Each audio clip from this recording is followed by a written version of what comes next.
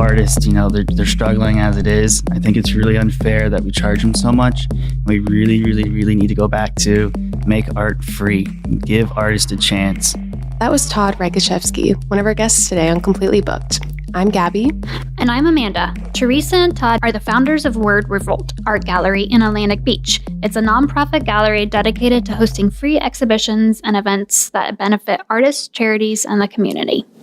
Word Revolt Art Gallery is a platform for artists and creatives with the drive to show their work in a public space. Through grants, donations, hard work, and gallery sales, they are able to host monthly exhibitions that display local artwork at no cost to the artist.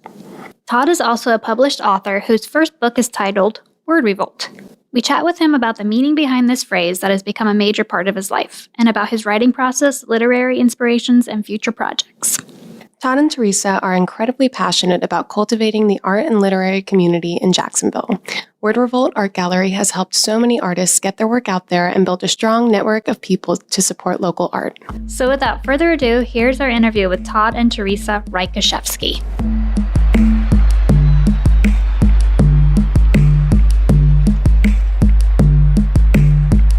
Well, welcome to Completely Booked, Theresa and Todd. We are so excited to have you guys here. Hey, thanks for having us. Yeah, thank you. We're thrilled to be here ourselves. Why don't you guys start out by telling us a little bit about yourself? Sure. I started writing a long, long time ago in a way to almost revolt against what I thought English literature was really about. I'm very post-structuralism, so I like to take what the norm is and just rip it apart to make it my own.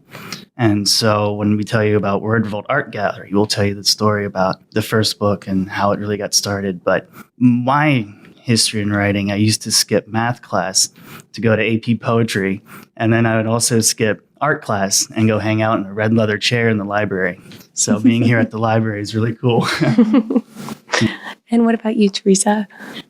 Well, I'm an artist. I've been an artist most of my life, and that's kind of what led me to meet Todd, who is also an artist as well as a writer. And I originally am from St. Louis, but I've made a wonderful home for myself here in Florida, and this is a great city for art and literature, so I'm excited to be here. And what exactly is Word Revolt? Word Revolt started a really long time ago when I was about 10 years old. A teacher asked me to write a paper on Abraham Lincoln. So I did, and I turned it in. Next day, she's walking around the classroom, putting the paper on each desk. Slams my paper on my desk. She looks at me and goes, "See me after class." I'm like, "Oh no, what did I do now?" I was always in trouble. So I was like, okay. So after class, I'm sitting in this green plastic chair at the end of her desk. She comes over and she goes, "What is this? What is going on here? It's too poetic. Why is there poetry in here?" And I found him very poetic. So I take the paper back, redo the paper, turn it in. She doesn't read the cover page. She just flips it open. She looks at it, and it's one long poem. She slams it closed on her desk, and she reads the title, and she goes, "Word Revolt." And she goes, "What is Word Revolt?" And I said, "That's my writing style." And I failed, but from there, the whole name stuck with me. And so my first book is titled Word Revolt. And then from there, the art gallery became that name as well. So tell us a little bit about the art gallery as well. Absolutely. I think I'll let Theresa do that. So Word Revolt Art Gallery, it started out as a studio, and it began into being a nonprofit. And now it's a full-fledged 501c3 nonprofit art gallery where we exhibit local artists, charities, or any event that benefits the community. So it's very community-driven in what do you guys want to see? What do you guys want to do? And we have calls for entry every month. And these calls for entry, it's totally free to apply. That's part of our mission. We want to make it accessible to artists. So it's free to apply. It's free to show. I actually curate the work, and we have kind of a board or team who, helps us generate great ideas. And so the artists, they get to keep 100% of their proceeds. We're really passionate about that because as artists ourselves, we know it's really hard to get a start sometimes. And this helps emerging artists. It helps artists that are already established connect with other artists and opportunities. And so we will actually help them. Like if they've never taken a payment before, we'll teach them how to do it. If they have never framed their artwork, we'll help them with that too. And so they're pop-ups. And each month we have the pop-up. the event comes, it's a great time, and then it goes back down, and it becomes our studio once again, where we make art, and Todd writes and makes art, and so it's a great creative place. So it opens to the public once a month and then close. Oh, very Correct. Cool. Yes. Yeah, that sounds wonderful. One night only shows. Yeah. And where are you guys located? We're located at 1249 Mayport Road in Atlantic Beach, Florida. So just like a mile or two from the beach, and it's a great spot. And how does somebody get in contact with you guys if they want to submit artwork? Sure. If you go to wordrevolt.com, there is a call for entry page, and that'll list the upcoming calls for entry. We usually post them pretty close to the actual show, and then we rotate them. And we'll have a different one coming up all the time, and you can see our past events on the website and our future events as well. They're also on Facebook, and we generate a lot of our clientele that way. That way you can share it with your friends, you can share it with your family if you're in the show. And so that's how we reach people through social media as well as Instagram. Yeah, social media, definitely a good tool for marketing. So you guys have a couple new exhibits coming up. Can you tell us a little bit about those? Sure. So the next exhibit, January 24th, that one is called Far From Home. And that one we have Jacksonville area artists who were inspired by places abroad. That show was proposed by Theresa Cook, and she is a watercolorist out here. Some of you may know her. She's phenomenal. Great artist to work with. If you're in another gallery, she's great. But anyway, she has been to Amsterdam and went to the Urban Sketchers Symposium there and did a lot of urban drawings, watercolors with line techniques. So her work is really neat, and other artists applied to be in the show with her. There are, I want to say, 12 other artists in that show, and they'll have work, mostly paintings, but there are a few sculptures as well. Okay, the show after that in February, I want to say that one opens Friday, February 21st, of course, again, from 6 to 9 p.m. And for that show, it's called Submerged. It'll be underwater themed, some coral reef paintings by Edmari Hernandez-Silin.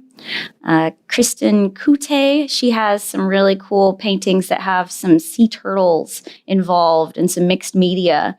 And that's perfect. I'll tell you why in just a moment. But there's also Alex Arimas, who has some really great underwater scenes, and sculptures by Guanajuato Gardens. They have some, I know, I really tried to say that correctly. I was like, ready. So yes, they have phenomenal sculptures as well. And they are from the beaches area, but they travel once a year to go back to Mexico, where her husband is from, Allison's husband. So her husband and her family as well, they make these sculptures using traditional Mexican pottery techniques. So that's going to be really neat. We'll tell you more about that. But the Beach's Sea Turtle Patrol, they are going to be there as well with an educational exhibit. Oh, cool. Mm-hmm. So is call for entry still open, or? It is not. That one is closed. And we will auction a painting off to benefit the Beach's Sea Turtle Patrol and all they do to educate people about the turtles and keeping them safe. Mm-hmm. And I saw that you guys just did a mural on the side of your building, and the Atlantic Beach mayor was there? We did. That event was so much fun. There must have been 100 people there. There were kids, there were families. Todd designed the mural, as well as the other mural in the shopping center and the sign. And we wanted it to be very harmonious about A1A North, the whole historic route and the beaches with the sunrise. So there's sun and ocean waves. And yeah, Todd, you want to tell us a little bit more about it? Well, it's designed to make you feel happy. A lot of times art will give you this emotion and you kind of walk away and you're a little sad or you're a little in your head too much about it. So it's designed for it to be pleasant. Like you're going on your way to work, you're coming home from work, and it just lights you up and fills you full of this positive energy. And that's really what I wanted the art to do, because I'm really tired of art being this, oh, what does that mean? What could that mean? Oh, it maybe means, and now you look at this mural and you're like, this is going to be a great day. I love that. So Todd, let's talk about your books a little bit. You describe your style as post-structuralism. I do. Can you tell our listeners a little bit about your books? And we'll start with Word Revolt. Yes, sure. Word Revolt. Word Revolt is actually started when I was 10, off that paper we were talking about. And I just kept writing. And eventually it became a pamphlet. And then one day I was like, I'm I'm really tired of working this job. It'd be really cool if I published it. So I published the book, and I built a camper on the back of my truck, and I just took off across country living off of royalties. So for me, it's a symbol of freedom, but it's also a free voice. I don't hide anything in here, what I was feeling. So you could actually read what I was going through at the time. And so when you read it, you're like, oh, I could see a 10-year-old wanting to write this down. Or I could see a 16-year-old, or I could see someone, about to turn 20, what they're feeling, what they're going through.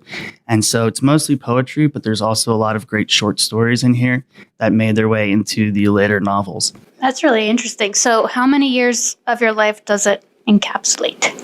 I would say this one probably encapsulates probably close to 10 years. Very through cool. and through. Yeah. And where can our listeners find Word Revolt? It's going to be here in our library collection, but where else can we find it? Sure. You could find it online. Just Google Word Revolt, but Amazon and then also Barnes & Noble has it. Very cool. And what about your latest book, Masters of Revels?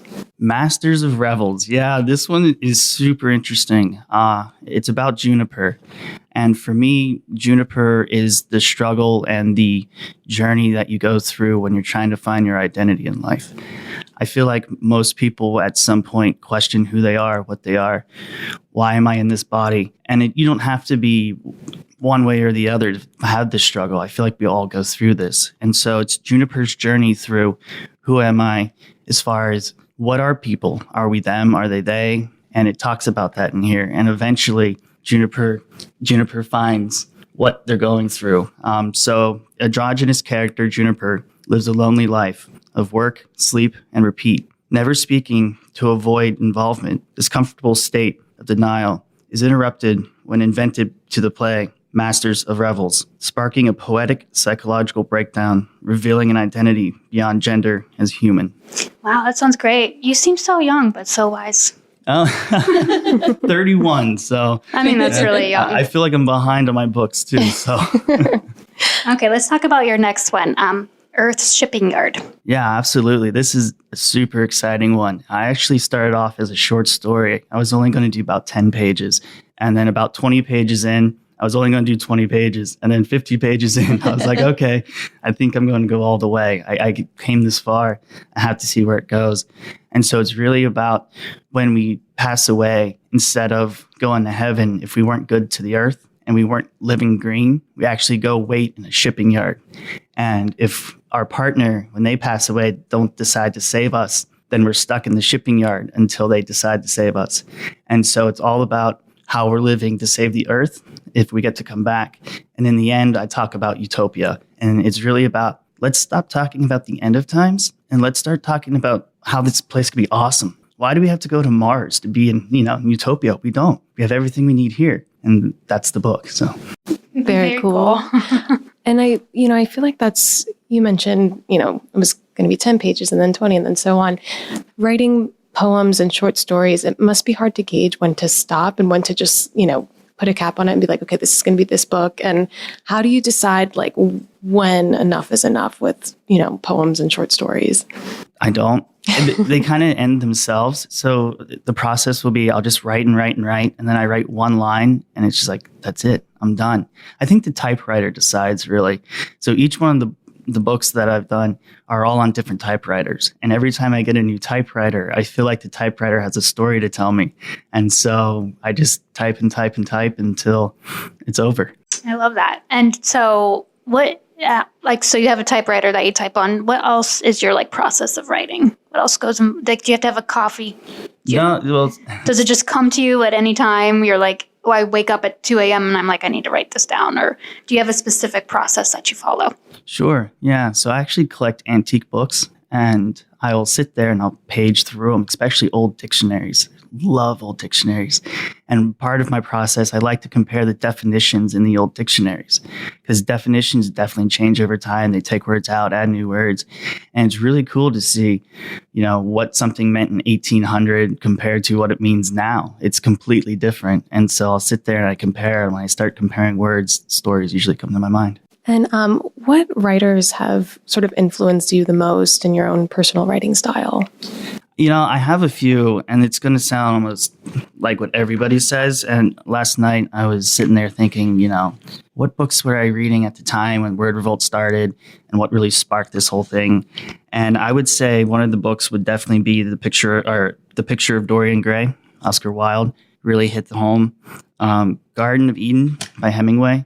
I think that was a really cool book because it was actually brought in after his death in a shopping bag. And so it wasn't even a book that I don't think, intended to ever publish. So I kind of like that idea. And then I also like The Time Machine, the old one, the original one, H.G. Wells one, not the new one. Yeah, that's not my stuff, but yeah. And then also Around the World in 80 Days, the old one as well. I like that sense of story and that sense of how it flows. But then when you go into books like Dorian Gray and all that, it has that depth where you're like, okay, what is he meaning? So I like to mix the two styles. Yeah. Were your parents supportive of your literary interests when you were young, or how did you become so interested in the library and writing? So I was really lucky. I went to a school at a young age that really let you kind of follow what you wanted to do. And so as long as you weren't causing trouble, you weren't trouble. I think senior year in high school, they said I skipped something like 62 times, but they knew I was sitting in the library writing. And I think that was more important in the long run for me to be doing that than to be stuck in a class, like home ec or something where I would have not been writing. Mm-hmm. Totally. And just noticing like your book covers, you do kind of keep that simple sort of typewriter font for most of them. But I was actually noticing the Masters of Revels cover with Juniper. I love that cover art. Did you guys do that yourselves? We did, yeah. So this is actually the Florida Theater behind it because I didn't even notice that at first. the end scene takes place there. And then this is the hat that I wore in, the old. And Theresa did the cover for me, yeah. Yeah, Very Todd cool. told me what his vision was and described it, and then I did a little research and drew Juniper along with that theater. So it's a cool book. I loved reading it myself, actually, because it has so many of those little details that show you that it's Florida. Yeah, I was going to say, are a lot of the details in your books kind of rooted in Jacksonville and Florida in general? All over, but especially Masters of Revels, because I did finish that one here. And the next two books are definitely, you could tell that the little details are about where I live, Atlantic Beach and all that. And I think the next one, Earth's Shipping Yard, actually has my dog in it, Fox. So Very cool. So there's one more book, Joan and the Man. Can you tell us a little bit more about that one? Joan and the Man, yes, that's a really close to home one. So it's about two artists who live in their art gallery. And it's kind of based off of Theresa and I's life. We don't live there, but it's kind of that, magical place where you feel like, imagine if you could do that, or you could just live with your art and just never be a foot away from your painting or your writing or what you want to do. And so it's a story about how they met. And then it ends up, they take their honeymoon after years and years and years of not being able to go. And I won't end it, but it also stops with talking about utopia and how, why aren't we looking for the best things in life? Why are we trying to end it with zombies and all that, when we could be living in somewhere peaceful? So Todd, do you want to read us some excerpts from some of your books? Sure, yeah. I'll start with Masters of Revels, the latest one. The curtain shook for a moment and started to feel stuck. Slam, a bag of man-made sand hit the crushed on the floor, tossing a thick synthetic cloud into the air. With ease, the curtains withdrew. There in the center, and looking heavy-shouldered, was the only member of Act 2. They were still an uninvolved person, with the madness of particles flying around like tiny fighter pilots, unable to find the enemy in a layer of chaotic energy, set with the goal to destroy lands, started to defend softly on everything with a surface, coating them and they with a layer of camouflage that hid those and them's murdering ways. What was worn on the outside blended with the harmless stage. Powdered overhead directional lights punched through the angel dust that remains and reveals of that. Very nice. Yeah. Awesome. And then, let's see here. I have the folklore behind shade. I think this is a really, not to give much of it away, but here we go. Again, I am left alone, standing barefoot in the common room, looking out a window with only time to think about all the actions I would replace with other actions, if only given a second chance. hanging my head down and closing my eyes. All there was to be seen in my lonely, medicated mind was darkness, but then a flash of light. Afraid to open my eyes to reveal the source of warm sensation on the top of my foot, I just stood there, fearing. It was one of the crazier people in the hospital. I just figured this would let them stand there until they got restless and move on. That was until I heard a soft voice that ranged from a short distance, and in a few words chased all of my tension and remorse. Relieved and feeling an inspiration for life, I opened my eyes to see a familiar foot resting on top of my own. This person must have been familiar with the no holding hands rule. Raising my head, I believed the day of dreaming or giving too strong of a dose. My neck was almost not strong enough to pull my eyes level. There was Skylar standing, all in white, just like me, with her very own crazy number. Smiling, she asked, "Are you ready to let me go?" And that's the answer for that one. Yeah. What was your experience with publishing Word Revolt? So it was actually pretty easy as long as you get a strong team around you. Like anything else with the right people, you could get it completed. The hardest part is finding a good editor, someone who could really take your work and understand what you want to say and do. So for me, I like to misuse words. So when the reader reads it and they go, well, that doesn't make sense, but then they look up the definition, they're like, well, maybe that could fit there. And so finding someone who could really dive into your work and understand and work with you closely, because you have to trust them too, because you're really showing them your heart and your soul and your mind. You know, I've actually, when I wrote the folklore behind Shade, I met with my friend and we were sitting there at the dinner table and she was like, okay, I'm just going to read the first couple of pages and then we could talk about it. She was sitting there and she just started crying and she got up and she was like, I can't do this. And later I found out it just hit so close to her, the topic, that there was no way she was going to make it through to the end. And do you have any experience for writers that are just starting out? Absolutely. Yeah. Amazon has that great program where you could self-publish your work. And then from there, they even have a program, and it's free, that you could actually reach out to Barnes & Noble and have them carry your books as well, and a bunch of other platforms. So yeah, just look up the Amazon program and go through there. And just be careful, because there's a lot of publishing companies out there that just want your money. So be careful of that. Yeah. And your writing style seems kind of outside of the norm. What about a young writer that's struggling to find his or her voice? What kind of advice would you give them? I would absolutely tell them to unplug from their phone, unplug from the internet, find a way to write that's not connected to electricity. And because a lot of times when you sit down and you go to write on a computer, it's tempting to pull up the internet and get lost on Facebook and all that. So go somewhere where you feel like it's mostly like you, a coffee shop, the park, wherever, a leather chair in the library, and think about, who am I? What am I doing? And what do I want to write about? And don't worry about exactly what you've heard on the radio or seen on social media, but what's the first thing that comes to your mind when you put that pen to the paper or type? Yeah, that's great advice. Yeah, definitely.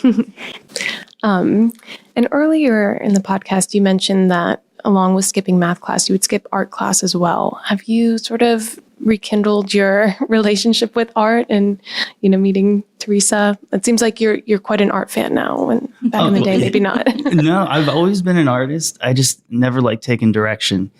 So I'm experimental abstract. And so I mix things like motor oil and Ajax and soaps and different mediums to make my paintings. And I think that stems from never having that structure of being told, this is how you draw a face, or this is how you mix your paint. It's that struggle of finding what works, I think, is what built my art. So if you come to the gallery on a non-show day, you'll definitely see my paintings on the wall. Oh, so the gallery's open like all the time? No, okay. It's by appointment only. Okay. But you definitely could peek in the window and get an example of it. Okay. Yeah, or you can email us and be like, hey, you guys there? Yeah. As far as the art in the gallery, I know you said that you do have like paintings and sculptures. What other kinds of art do you accept in the gallery? Do you do like photography as well, mixed media? Oh, yes. We accept all types of art. We're not specific to media, unless the show is like all watercolor or something like that. But we've had all types of shows. We had a metal show. We had a glass show. Hopefully in the future, we'll have a fibers show. I think would be really neat. But we will have sort of a photography and journalism type show coming up. Those are the ones that are coming up in the pipeline. I know there's one with photography and journalism sort of side by side about stories. And then there's also an animal themed show, Any Media. There's what's the other one that's coming up? Oh, UNF. So there are a variety of shows that are in the pipeline, various themes, and you can check those on our website. And if you are curious and just want to get a jump on applying, feel free to email us. That's fine too. All the specifications are on there, and those calls will come up. Yep. And how long has the gallery been open? 3 years? 3 years, yeah. It's been that long, huh? Yeah. So I bet you guys have curated quite the little art community in the past 3 years. How does that compare in Jacksonville, kind of being, especially like the beach, it does seem very intimate and close-knit. Like, how is this community compared to like the one in St. Louis, for example? It's been kind of amazing to create a community in a way, if you will, because when we first got there were not other artists setting up on that road. But once we were there and started doing things like murals, the shops really filled in, and it became very like craft makery vibes. There's some craft breweries and kombucha and craft beer. There's an architect. There's antiques. There's all kinds of interesting things that sort of started to congregate. Another art gallery down the street. It really just, once you put the artists in, more artists came, I think. Mm-hmm. And compared to St. Louis, St. Louis, it had some similarities to here. Like, it had the city, and it had some great galleries down there, and then it had the suburbs, and they were, they didn't have a beach and an ocean, which is phenomenal, but so they're missing out, but they did have some nice little gallery spaces.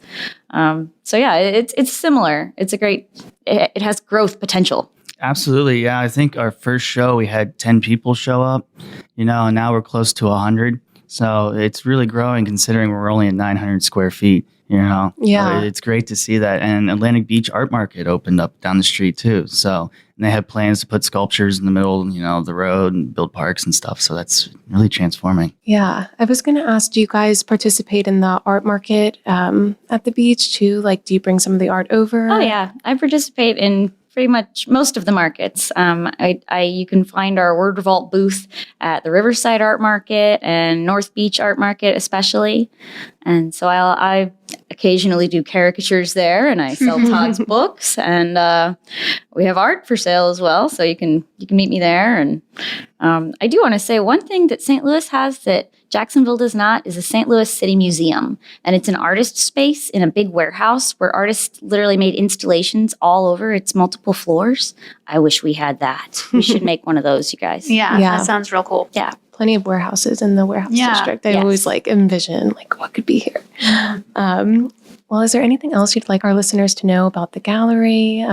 Any upcoming projects that you're thinking about? Any future plans for the gallery or? Oh, well, we do definitely want to expand the gallery one day. We'd love to have an art residency. Yeah. So we'd like to have artists come and actually live on the property and study under different traveling artists. We think that would be super cool. And they could teach workshops, and definitely artists and writers would be eligible. That's sort of our 10-year plan. We'd love to do something like that. And I think it's important that we keep art free. It's really sad that all these places charge artists a lot of money to be in their galleries. They take 40%. They take, apply to our show, it's $50. And a lot of artists, they're struggling as it is. I think it's really unfair that we charge them so much. And we really, really, really need to go back to make art free, give artists a chance. And that's really what I want to say. Yeah, Very agreed. Definitely. And are you guys going to be here for Jack's Book Fest? We will be visiting. Yeah. We won't have a booth here, but we'll be visiting for sure. Maybe next year. Absolutely. Yeah. All right. Well, thank you guys so much for coming on. It's been a pleasure. Absolutely. Thanks for having us. Thank you.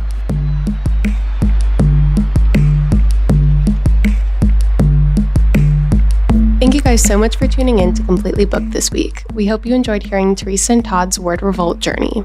To find out more about the gallery or to submit work of your own, visit wordrevolt.com. You can also find them on Facebook to see some of the work featured in previous galleries.